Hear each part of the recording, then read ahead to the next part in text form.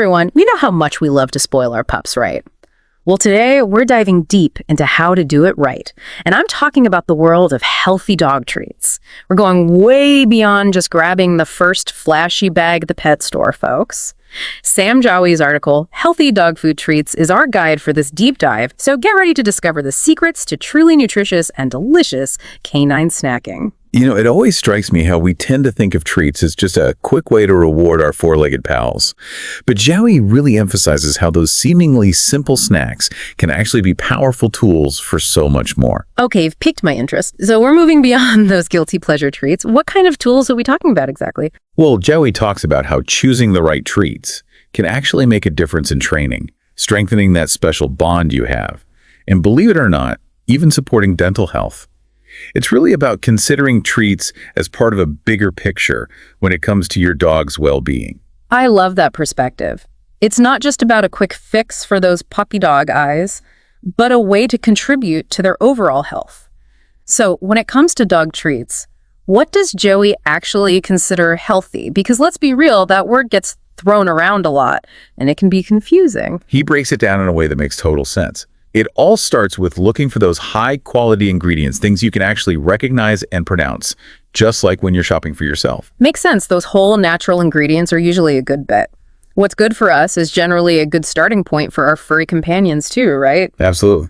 Although I have to admit, I've stared at those ingredient lists on dog treats and felt like I was deciphering another language. And that's exactly why Jowy is such a big advocate for single ingredient treats, especially for our pups with sensitivities. We're talking things like dehydrated sweet potato or freeze-dried liver. Even fish skins, can you believe it? They're apparently a big hit. Fish skins. Okay, I have to admit, some of those options sound a little adventurous, even for me. But hey, if it makes our furry friends happy, I'm all for it. That's what's so great about it. Jowy encourages us to really think beyond the traditional treat aisle at the store.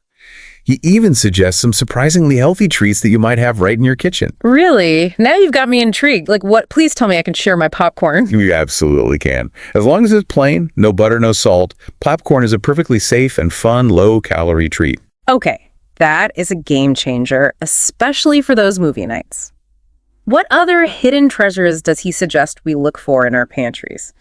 Frozen broth cubes are another great option. They can be a super refreshing treat, especially on those scorching days when your pup needs to cool down. Now, those are the practical, budget-friendly tips I love. It's not always about those fancy, expensive treats, right? But, you know, let's be honest, we all get tempted by those endless aisles of colorful bags at the pet store.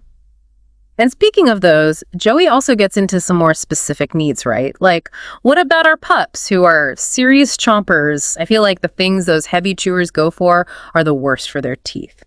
Jowy's got some great advice for those heavy chewers. He talks about how important it is to choose those durable dental chews. You know, the ones that can really stand up to some serious gnawing. Right, because those teeth are no joke. Exactly. And instead of going for the rawhide, which can be really tough on their digestion, he recommends looking for chews made from things like sweet potato. Or even, get this, yak milk. Yak milk. Okay, that's a new one for me. I know, right? Sounds a little strange. But apparently, it makes for a super long-lasting chew that's also good for their teeth. And he even suggests those chews that have the little ridges and nubs, you know, almost like a doggy toothbrush, disguised as a treat. Now, that is clever. Now, what about our pups who are watching their waistlines? We can't forget about portion control when it comes to treats. Absolutely.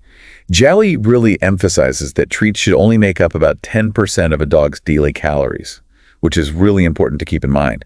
He even suggests portioning out your dog's treats for the whole day. That way, you're less likely to get carried away with those extra I love you snacks. I love that tip. I'm totally guilty of overdoing it sometimes because, let's face it, those puppy dog eyes are irresistible. I know, right? We've all been there. But those extra treats can really add up, and it's all about finding that balance. And, you know, Jowy also talks about how to tailor those treat choices for dogs with allergies. Just like humans, they can have all sorts of dietary restrictions. That's so important because just like with people, those allergies can be a real challenge. Exactly. And he recommends looking for those limited ingredient treats or those made with what are called novel proteins. Novel proteins? Yeah, it's basically a protein source that your dog hasn't been exposed to before, which can be really helpful in managing those allergies. Makes sense. It's all about minimizing the chance of an allergic reaction. Now, What about our senior pups? They might have some different needs compared to a bouncy young puppy, right? Absolutely.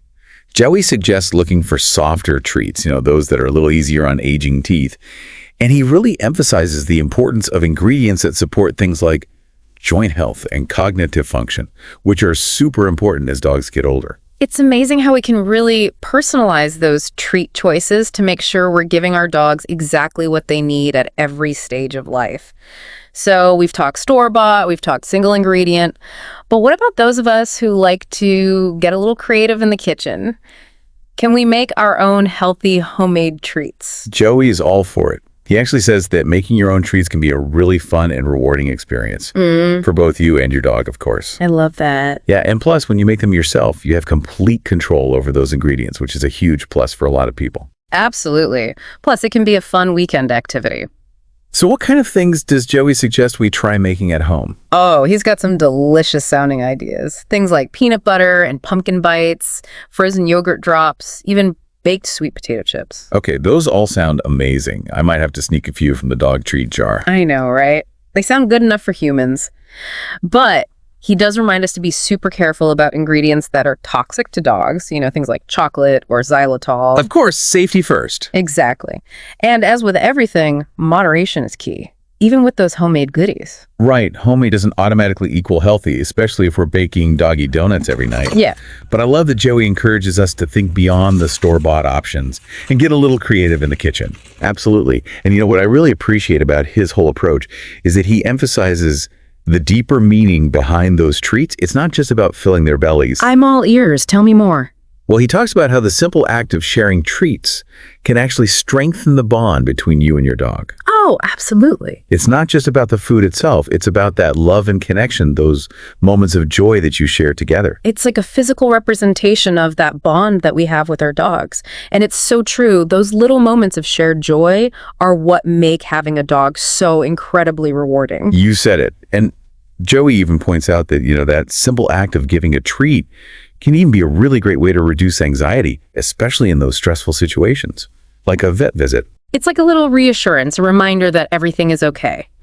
And that brings us back to the idea of treats as training tools. I know we touched on that earlier, but I'm curious to hear more about how Joey suggests incorporating treats into training. He's a huge believer in using small treats, just enough to reward the behavior without overfeeding, which can be really easy to do. And he stresses the importance of timing. Rewarding your dog immediately after they perform that desired action. It's about making that connection crystal clear in their minds. Exactly. If I do this, I get this yummy reward. And variety is key too, right? To keep those training sessions interesting. Absolutely. He suggests using a mix of different treats to keep things engaging, because even dogs need a little variety. Of course, they deserve to have a little fun too. Exactly. And he even suggests reserving those high-value treats. The super special ones for those tougher commands or tricks. So it's like giving them that extra motivation to really master that new skill. I love that strategy. But what I really appreciated was his reminder that it's not always about those food rewards. Oh, I agree. That's so important. Some dogs, they might be just as happy, if not happier, with a favorite toy or an extra long play session. It's all about figuring out what makes your individual dog tick, right? What gets them excited and engaged. Precisely. And that brings us right back to Joey's central message. The absolute best treat you can give your dog is your time, attention, and love. Couldn't agree more. Treats are fantastic for training and bonding, for sure. But they're no substitute for walks, play sessions, and those good old-fashioned cuddles on the couch. It's so true. It's those shared experiences, that genuine connection. That's what truly strengthens the bond between a human and their furry best friend. So well said. There's really nothing quite like it, is there? There really isn't. Those belly rubs and ear scratches, that's pure gold to them. It sounds like Joey really gets that it's about so much more than just tossing a treat their way. He really does. And he leaves us with this really thought-provoking idea.